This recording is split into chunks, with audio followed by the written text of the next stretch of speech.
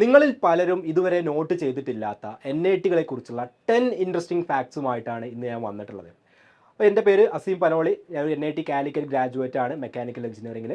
അപ്പോൾ നിങ്ങൾക്ക് എല്ലാവർക്കും അറിയുന്നതാണ്, എഞ്ചിനീയറിംഗ് സ്വപ്നം കാണുന്ന ഒരു സ്റ്റുഡൻറ്റിനെ സംബന്ധിച്ചിടത്തോളം അവൻ്റെ മുന്നിലുള്ള രണ്ട് ഓപ്ഷൻസ്, ഏറ്റവും ഫസ്റ്റ് വരുന്ന രണ്ട് ഓപ്ഷൻസ് ആണ് IIT അഥവാ ഇന്ത്യൻ ഇൻസ്റ്റിറ്റ്യൂട്ട് ഓഫ് ടെക്നോളജിയും അതുപോലെ NIT നാഷണൽ ഇൻസ്റ്റിറ്റ്യൂട്ട് ഓഫ് ടെക്നോളജികളും. അതുപോലെ NIT കുറിച്ചിട്ടുള്ള അല്ലെങ്കിൽ IIT കുറിച്ചുള്ള ഒരുപാട് വീഡിയോസ് ഓൾറെഡി ഈ ഒരു യൂട്യൂബ് ചാനലിൽ വന്നിട്ടുണ്ട്. കാണാത്ത ആളുകൾക്ക് ആ വീഡിയോസൊക്കെ എന്ത് ചെയ്യാം, എടുത്തു നോക്കാം. അപ്പോൾ NIT ഇന്ത്യയിൽ ഏകദേശം ഒരു 31ഓളം NIT ആ 31 NIT ഏകദേശം 24,000ഓളം സീറ്റുകൾ അവൈലബിൾ ആണ്. അപ്പോൾ IIT കേസ് നിങ്ങൾക്ക് ഓൾറെഡി അറിയുന്നതായിരിക്കും. അപ്പോൾ ഈ IIT NIT സ്വപ്നം കണ്ടിട്ടാണ് ഒരു JEE ആസ്പിരൻ്റ് അല്ലെങ്കിൽ എഞ്ചിനീയറിംഗിന് വേണ്ടി ഡ്രീം ചെയ്യുന്ന ഏതൊരു സ്റ്റുഡൻറ്റും അവൻ്റെ പ്രിപ്പറേഷൻസും കാര്യങ്ങളൊക്കെ മുന്നോട്ട് കൊണ്ടുപോകുന്നത്. അപ്പോൾ ഈ NIT കുറച്ച് ഇൻട്രസ്റ്റിംഗ് ആയിട്ടുള്ള ഫാക്ട്സ് ആണ് ഈ ഒരു വീഡിയോയിൽ നമ്മൾ ഇൻക്ലൂഡ് ചെയ്തിട്ടുള്ളത്. അപ്പോൾ NIT ഞാൻ നേരത്തെ പറഞ്ഞ പോലെ തന്നെ ഇന്ത്യയിൽ 31ഓളം NIT ഉണ്ടെങ്കിലും അതിൽ ഏറ്റവും ഓൾഡസ്റ്റ് ആയിട്ടുള്ള എന്ന് വെച്ചാൽ ഫസ്റ്റ് NIT ആയിട്ട് വന്നിട്ടുള്ളത് അത് NIT പാറ്റ്നയാണ്. ഓക്കെ, ഒരു 1886 അത് ആദ്യമായിട്ട് എസ്റ്റാബ്ലിഷ് ചെയ്യുന്നത്. അന്ന് അതൊരു ബീഹാർ കോളേജ് ഓഫ് എഞ്ചിനീയറിംഗ് ആയിരുന്നു. പിന്നീട് ഒരു 2004 അത് NIT സ്റ്റാറ്റസോടുകൂടി അത് അപ്ഗ്രേഡ് ചെയ്യപ്പെടുന്നത്. അപ്പോൾ ഇന്ന് ഇന്ത്യയിൽ കാണുന്ന പല NIT ഇത്തരത്തിൽ തന്നെയാണ്. എന്ന് വെച്ചാൽ മുന്നേ പല കോളേജുകളായിരിക്കും, അല്ലെങ്കിൽ ഓരോ സ്റ്റേറ്റുകളിലും അവിടെയുള്ള ഏറ്റവും ഫേമസ് ആയിട്ടുള്ള ഏറ്റവും നല്ല കോളേജുകളായിരുന്നു. പിന്നീട് അത് ഗവൺമെൻറ് അപ്ഗ്രേഡ് ചെയ്തിട്ട് NIT ആക്കിയതായിട്ട് നമുക്ക് ഒരുപാട് കോളേജുകളുടെ കേസിൽ കാണാൻ പറ്റുമെന്നതാണ്. ഓക്കെ, സെക്കൻഡ് വൺ എന്ന് പറഞ്ഞു കഴിഞ്ഞാൽ വളരെ ഇൻട്രസ്റ്റിംഗ് ആയിട്ടുള്ള സംഭവമാണ്. നിങ്ങൾക്കറിയാം IIT NIT ഒക്കെ ക്യാമ്പസ് എന്ന് പറഞ്ഞു കഴിഞ്ഞാൽ ബെസ്റ്റ് ക്യാമ്പസ് ആയിരിക്കും. അവിടെയുള്ള എക്സ്പീരിയൻസ്, അവിടെയുള്ള ഇൻഫ്രാസ്ട്രക്ചർ, മറ്റ് ഫെസിലിറ്റീസ് എല്ലാം അടിപൊളിയായിരിക്കും. അതിൽ തന്നെ നിങ്ങൾ NIT സൂറത്കൽ നോക്കുകയാണെങ്കിൽ ആ NIT സൂറത്കലിൻ്റെ ക്യാമ്പസിൽ ഒരു പ്രൈവറ്റ് ബീച്ച് ഉള്ളതായിട്ട് നിങ്ങൾക്ക് കാണാൻ പറ്റും. എന്ന് വെച്ചാൽ ക്യാമ്പസിൻ്റെ ഒരു പാർട്ടാണ് എന്ത്, ബീച്ച്. അപ്പോൾ നമ്മൾ ക്യാമ്പസിൻ്റെ പാർട്ടായിട്ട് പല കാര്യങ്ങളും കണ്ടിട്ടുണ്ടാവും. IIT മദ്രാസിൻ്റെ വീഡിയോസൊക്കെ ഓൾറെഡി ഷഫീർ സാറും ഫവാസ് സാറൊക്കെ ഓൾറെഡി അതിൻ്റെ വീഡിയോസൊക്കെ നമ്മുടെ ചാനലിൽ വന്നിട്ടുണ്ട്. അപ്പോൾ അത് കാടിൻ്റെ അകത്തായിരുന്നു, കാടിൻ്റെ ഒരു പാർട്ടാണ് എന്നുള്ളത് നിങ്ങൾ കണ്ടു. അതുപോലെ തന്നെ ഒരു ബീച്ച് പാർട്ടായിട്ട് വന്നു വെച്ചാൽ ഈവനിങ്ങിലൊക്കെ നിങ്ങൾക്ക് വളരെ കൂളായിട്ട് എന്ത് ചെയ്യാം, ബീച്ചിൽ പോയിട്ട് ചില്ല് ചെയ്യാനൊക്കെ പറ്റുന്ന വളരെ അടിപൊളി ക്യാമ്പസ് ഉള്ളത് അത് NIT സൂറത്കല്ലാണ്. ഓക്കെ, നമ്മുടെ തേർഡ് പോയിന്റിലോട്ട് കിടക്കാൻ പോവാണ്. NIT ട്രിച്ചിയാണ് ഇപ്പോൾ ടോപ്പ് NIT എന്നുള്ള ഒരു സംഭവം ഇവിടെ കൊടുത്തിട്ടുണ്ട്. Okay, NIT Trichy top NIT. പക്ഷേ ഈ ടോപ്പ് NIT എന്നുള്ളത് NIT എന്നുള്ളത് മാത്രമല്ല.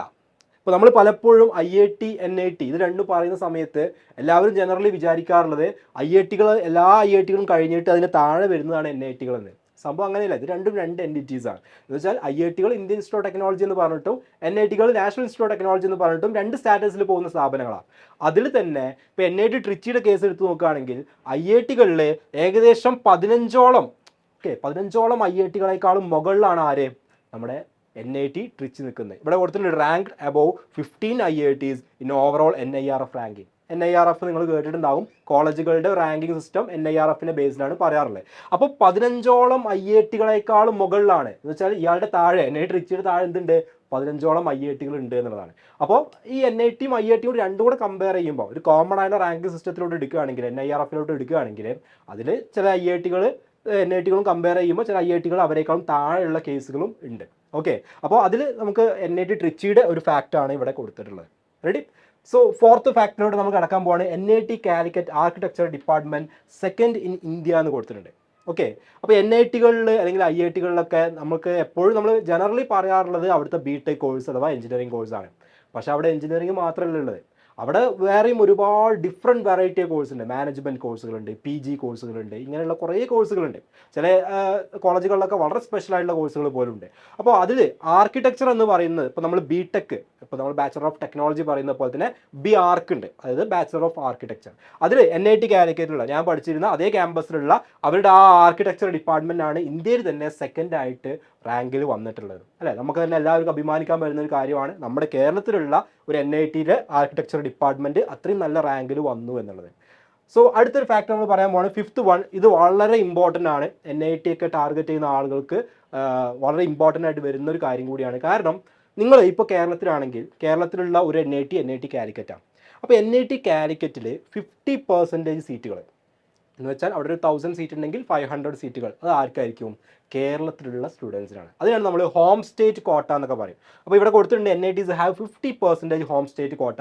അപ്പോൾ നിങ്ങൾ തമിഴ്നാടുള്ള ഒരു NIT ആണെങ്കിൽ 50% തമിഴ്നാട്ടിലെ ആളുകൾക്കായിരിക്കും, കർണാടക ഉള്ളതാണെങ്കിൽ 50% കർണാടക. ജസ്റ്റ് ഒരു എക്സാമ്പിൾ പറഞ്ഞതാണ്. അപ്പം നമ്മളെ സംബന്ധിച്ചിടത്തോളം NIT കാലിക്കറ്റ് എന്നുള്ളത് നമുക്കൊരു ബെസ്റ്റ് ഓപ്ഷനാണ്. കാരണം NIT കാലിക്കറ്റ് എപ്പോഴും ഒരു ടോപ്പ് NITകളിൽ വരുന്ന ഒരു NIT കൂടിയാണ്. മാത്രമല്ല അവിടെയുള്ള 50% സീറ്റ് കേരളത്തിലുള്ള സ്റ്റുഡൻസിന് റിസർവ്ഡ് ആണെന്ന് പറയുമ്പോൾ അവിടെ കിട്ടാൻ കുറച്ചും കൂടെ ചാൻസ് കൂടുതലാണ്. അതർ സ്റ്റേറ്റിലുള്ള സ്റ്റുഡൻസിനേക്കാളും നമുക്ക് അവിടെ കുറച്ചും കൂടി ചാൻസ് കൂടുതലുണ്ട്. അപ്പോൾ അത് എന്ത് ചെയ്യുക, മാക്സിമം യൂട്ടിലൈസ് ചെയ്യുക. 50% നമുക്ക് ആ റിസർവേഷൻ ഉണ്ടെന്നുള്ളത്. ഓക്കെ, ഇനി 6th പോയിന്റ് എന്ന് പറയുന്നത് NIT ട്രിച്ചിയെ സ്കൂൾ ഓഫ് CEOs എന്ന് പറയാറുണ്ട്. ഇപ്പോൾ CEO എന്ന് പറഞ്ഞാൽ നിങ്ങൾക്ക് എല്ലാവർക്കും അറിയാം, എല്ലാ കമ്പനികൾക്കും ഇന്ന് നമ്മൾ കാണുന്ന ഏതൊരു മൾട്ടിനാഷണൽ കമ്പനി ആയിക്കോട്ടെ അല്ലെങ്കിൽ സ്റ്റാർട്ടപ്പുകളായിക്കോട്ടെ, എല്ലാ സ്റ്റാർട്ടപ്പുകൾക്കും കമ്പനികൾക്കൊക്കെ എന്തുണ്ട്, CEOമാരുണ്ട് അല്ലെ, ചീഫ് എക്സിക്യൂട്ടീവ് ഓഫീസർ. CEOs എന്ന് പറയുന്നതാണ് ശരിക്കും അതിനെ ഹെഡ് ചെയ്യുന്ന ആളുകൾ അല്ലെ, ആ ഒരു കമ്പനിയുടെ എക്സിക്യൂഷനും കാര്യങ്ങളൊക്കെ ഓവറോൾ ഹെഡ് ചെയ്യുക CEOs ആണ്. അപ്പോൾ NIT ട്രിച്ചിയിലുള്ള അലൂമിനി ആയിട്ടുള്ള അവിടുന്ന് പഠിച്ചിറങ്ങിയ ഒരുപാട് ആളുകൾ ഇന്ന് ഇന്ത്യയിലും മറ്റു രാജ്യങ്ങളിലൊക്കെ ഉള്ള ഒരുപാട് കമ്പനികളുടെ ഹൈ പൊസിഷനിൽ CEO പൊസിഷൻസ് പോലെയുള്ള പൊസിഷൻസിൽ ഓൾറെഡി വർക്ക് ചെയ്യുന്നുണ്ട്. അപ്പോൾ അതിൻ്റെ ഭാഗമായിട്ട് അത്രമാത്രം ആളുകൾ അവിടെ പഠിച്ചിറങ്ങിയ ആളുകൾ ഈ ഒരു പൊസിഷനിൽ എത്തിയതുകൊണ്ട് തന്നെ നമുക്കതിനെ സ്കൂൾ ഓഫ് CEOs എന്ന് വേണമെങ്കിൽ വിശേഷിപ്പിക്കാം എന്നുള്ള രീതിയിൽ പറയപ്പെടുന്നുണ്ട്. ഓക്കെ, ഈ 7th പോയിന്റ് NIT റൂർക്കേല 1200 ഏക്കേഴ്സിലാണെന്ന് പറഞ്ഞിട്ടുണ്ട്.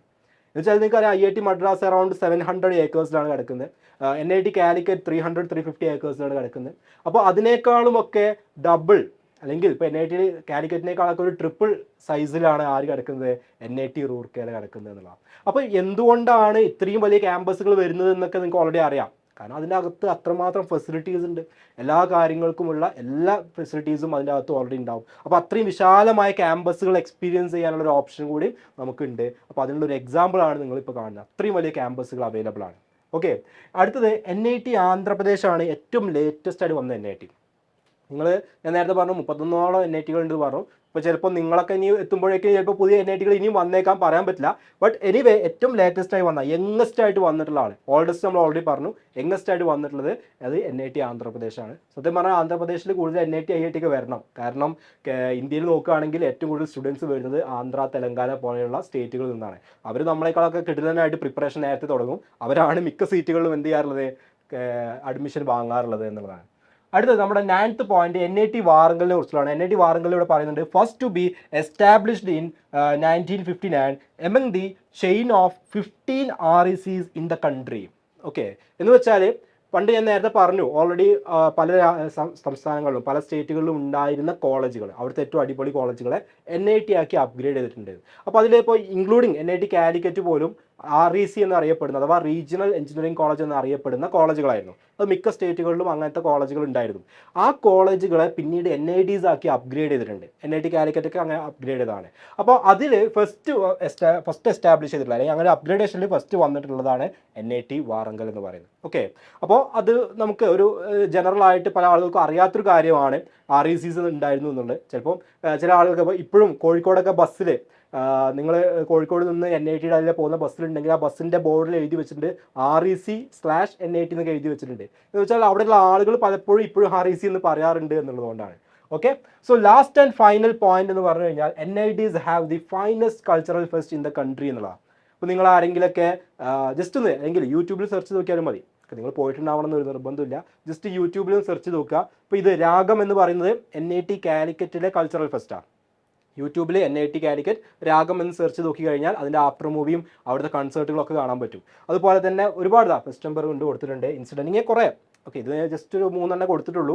ഇതുപോലെ എല്ലാ NITകൾക്കും എല്ലാ IITകൾക്കൊക്കെ കൾച്ചറൽ ഫെസ്റ്റുകൾ ഉണ്ടാവും, ടെക്നിക്കൽ ഫെസ്റ്റ് ഉണ്ടാവും. അപ്പോൾ അതിൻ്റെ സ്പെഷ്യാലിറ്റി എന്താ വെച്ച് കഴിഞ്ഞാൽ അത് നമ്മുടെ സ്കൂളിലുള്ള ഒരു ആർട്സ് ഫെസ്റ്റ് നടക്കുന്ന പോലെയോ അല്ലെങ്കിൽ നമ്മുടെ ഒരു സ്റ്റേറ്റ് കലോത്സവം നടക്കുന്ന പോലെയോ അങ്ങനെയല്ല. ഇതൊരു വേറെ ഡിഫറെൻറ്റ് സ്കെയിലിൽ ഇന്ത്യയിൽ തന്നെയുള്ള ഏറ്റവും ബെസ്റ്റ് ആയിട്ടുള്ള പെർഫോമേഴ്സ് വന്ന് കൺസേർട്ട് നടത്തുന്ന, ബോളിവുഡിലൊക്കെ ഏറ്റവും ഫേമസ് ആയിട്ടുള്ള മ്യൂസിഷ്യൻസ് വന്ന് പെർഫോം ചെയ്യുന്ന അത്രയും വലിയ ലാർജ് സ്കെയിലിൽ നടക്കുന്ന പ്രോഗ്രാംസ് ആയിരിക്കും.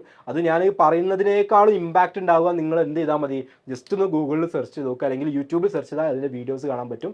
അത്രയും വലിയ സ്കെയിലിൽ സ്റ്റുഡൻസ് തന്നെ ഓർഗനൈസ് ചെയ്യുന്ന വലിയ കൾച്ചറൽ ഫെസ്റ്റുകളും ടെക്നിക്കൽ ഫെസ്റ്റുകളൊക്കെ NITകളിൽ കണ്ടക്ട് ചെയ്യപ്പെടുന്നുണ്ട് എന്നുള്ളതാണ്. ഓക്കെ, അപ്പോൾ ഇത്തരത്തിലുള്ളൊരു 10 ഇൻട്രസ്റ്റിംഗ് ഫാക്ട്സ് ആണ് ഇന്ന് നമ്മൾ ഈ ഒരു വീഡിയോ ഡിസ്കസ് ചെയ്തത്. അപ്പോൾ നിങ്ങൾക്ക് ഓൾറെഡി പല ക്യാമ്പസിൻ്റെ വീഡിയോസും കാര്യങ്ങളും നിങ്ങൾ കണ്ടിട്ടുണ്ട്. മുന്നേ ഈ ഒരു ചാനലിൽ തന്നെ വന്നിട്ടുള്ള ഒരുപാട് വീഡിയോസ് നിങ്ങൾ ഒബ്സർവ് ചെയ്തിട്ടുണ്ടാവും. അപ്പോൾ അതിൽ നിന്നൊക്കെ നിങ്ങൾക്ക് കോമൺ ആയിട്ട് നിങ്ങൾ മനസ്സിലാക്കേണ്ട ഒരു കാര്യം എന്ന് പറഞ്ഞു കഴിഞ്ഞാൽ ഏറ്റവും ഫൈനസ്റ്റ് ആയിട്ടുള്ള ഏറ്റവും കിടിലനായിട്ടുള്ള ക്യാമ്പസുകൾ അവൈലബിൾ ആയിട്ടുള്ളത് ഇന്ത്യയിലെ പ്രീമിയർ ഇൻസ്റ്റിറ്റ്യൂട്ടുകൾ തന്നെയാണ്. അത് നിങ്ങൾക്ക് ഒരു സംശയം വേണ്ട. ഇത്രമാത്രം ഏരിയയിൽ പരന്ന് കിടക്കുന്ന എല്ലാ ഫെസിലിറ്റീസും ഉള്ള ഇന്ത്യയിൽ തന്നെ ബെസ്റ്റ് ഓഫ് ദ ബെസ്റ്റ് എന്ന് പറയുന്ന കാര്യങ്ങൾ ഇൻക്ലൂഡ് ചെയ്തിട്ടുള്ള ഈ ക്യാമ്പസുകൾ തന്നെയാണ് നമ്മളിപ്പോൾ ഇനി എഞ്ചിനീയറിംഗ് ആയാലും അല്ലെങ്കിൽ എന്ത് സ്ട്രീം ആണെങ്കിലും നമ്മളെ അട്രാക്ട് ചെയ്യുന്ന കാര്യം അത് തന്നെയാണ്. അപ്പോൾ ഈ ക്യാമ്പസുകളിൽ പോയി പഠിക്കുക എന്നുള്ളതാണ് ശരിക്കും നമ്മൾ ഡ്രീം ആക്കി വെക്കേണ്ട കാര്യം. കാരണം അവിടെയുള്ള ഒരു 4 ഇയേഴ്സ് അല്ലെങ്കിൽ ഇൻ്റഗ്രേറ്റഡ് ഒക്കെ ആണെങ്കിൽ ഒരു 5 ഇയേഴ്സ് കോഴ്സ് കഴിഞ്ഞ് പുറത്തിറങ്ങുമ്പോഴേക്കിനെ നമ്മൾ കയറുമ്പോൾ ഉണ്ടായിരുന്ന ഒരു എക്സ്പീരിയൻസ് ലെവൽ ആയിരിക്കില്ല, അതിനേക്കാളും എത്രയോ അപ്പുറത്തേക്ക് നമ്മുടെ പ്രൊഫഷണലി ആയിക്കോട്ടെ, നമ്മുടെ ഒരു പേഴ്സണാലിറ്റി ആയിക്കോട്ടെ, അങ്ങനെയുള്ള എല്ലാ ഏരിയകളിലും നമുക്ക് ഹൈ അഡ്വാൻസ്ഡ് ആയിട്ട് അല്ലെങ്കിൽ ഭയങ്കര ഡിഫറൻസോട് കൂടി നമുക്ക് പുറത്തിറങ്ങാൻ പറ്റുമെന്നുള്ളതാണ്. അപ്പോൾ അതിൽ നിങ്ങൾക്ക് കണക്ട് ചെയ്യാൻ പറ്റുന്ന കുറച്ച് പോയിന്റ്സ് ആണ് നമ്മൾ ചെയ്ത്. ഇതുപോലത്തെ വീഡിയോസ് നിങ്ങൾക്ക് അറിയാൻ താല്പര്യമുണ്ട് എങ്കിൽ, അല്ലെങ്കിൽ ഇതുപോലത്തെ ക്യാമ്പസുകളെ കുറിച്ച് കൂടുതൽ അറിയാൻ, അല്ലെങ്കിൽ ആ ക്യാമ്പസുകളിൽ തന്നെയുള്ള മറ്റ് ഫീച്ചേഴ്സ്, ഇപ്പോൾ ക്യാമ്പസിൽ ഒരുപാട് ഹോസ്റ്റൽ ഉണ്ടാവും, മെസ് ഉണ്ടാവും അല്ലെ, നമുക്ക് എല്ലാവർക്കും താല്പര്യമുള്ള കുറേ കാര്യങ്ങൾ, അതുപോലെ മറ്റ് ഫെസിലിറ്റീസ് ഉണ്ടാവും, പ്ലേ ഏരിയാസ് അല്ലെങ്കിൽ ഗ്രൗണ്ടുകൾ, ഇങ്ങനത്തെ ഫെസിലിറ്റീസ്, അങ്ങനെ നിങ്ങൾക്ക് അറിയാൻ താല്പര്യമുള്ള സ്പെസിഫിക് കാര്യങ്ങളുണ്ടെങ്കിൽ നിങ്ങൾ തീർച്ചയായും കമൻറ്റ് ബോക്സിൽ പറയാം. അത്തരം വീഡിയോസൊക്കെ നമ്മൾ ചെയ്യും. ഇപ്പോൾ ഞാൻ NIT കാലിക്കറ്റിൻ്റെ വീഡിയോ ഒക്കെ ഓൾറെഡി മുന്നേ ചെയ്തിട്ടുണ്ട്. പക്ഷേ ഒന്നും കൂടെ വേണമെങ്കിൽ നമുക്ക് ഏറ്റവും ലേറ്റസ്റ്റ് ആയുള്ള അപ്ഡേഷൻസ് ഒക്കെ വെച്ചിട്ട് നമുക്കൊരു ക്യാമ്പസിനെ കുറിച്ചുള്ള വീഡിയോസൊക്കെ ചെയ്യാം. അത്തരത്തിലുള്ള വീഡിയോസ് നിങ്ങൾക്ക് താല്പര്യം ഉണ്ടെങ്കിൽ അല്ലെങ്കിൽ അറിയാൻ ആഗ്രഹം ഉണ്ടെങ്കിൽ നിങ്ങൾക്ക് ഈ ഒരു വീഡിയോയുടെ കമൻറ്റ് ബോക്സിൽ പറയാം. ഓക്കെ, സോ മറ്റൊരു വീഡിയോ ആയിട്ട് നമുക്ക് വീണ്ടും കാണാം. താങ്ക്